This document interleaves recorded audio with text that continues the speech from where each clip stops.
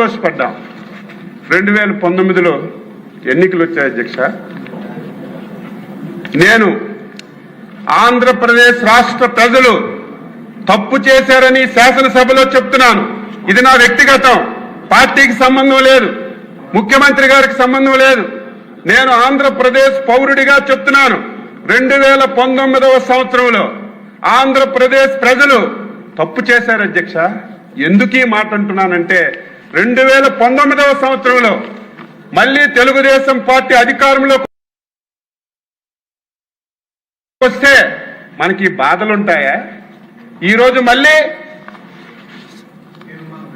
తీర్మానం చేసుకునే అవసరం వస్తుందా? రాజధాని గురించి మళ్ళీ ఇన్ని ఇబ్బందులు పడే అవసరం వస్తుందని నేను అనుకుంటున్నాను అధ్యక్ష.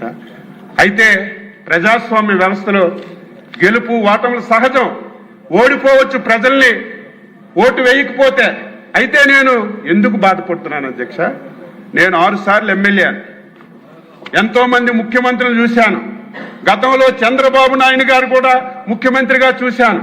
కానీ 2014-19 ఆంధ్రప్రదేశ్ రాష్ట్రానికి ఒక స్వర్ణయుగం అధ్యక్ష. మీరు కూడా ఉన్నారు, లోకేష్ బాబు గారు పంచాయతీరాజ్ మినిస్టర్గా కూడా ఉన్నారు. ఈ 5 సంవత్సరాలు ఈ రాష్ట్రంలో జరిగినటువంటి అభివృద్ధి కానీ, ఈ రాష్ట్రంలో మనం అందించినటువంటి సంక్షేమం కానీ ఆంధ్రప్రదేశ్ చరిత్రలో ఎప్పుడూ చేయలేదు అధ్యక్ష. ఎంత చేసినా సరే ఎందుకు ఓడించారని బాధపడ్డాం, భయపడ్డాం.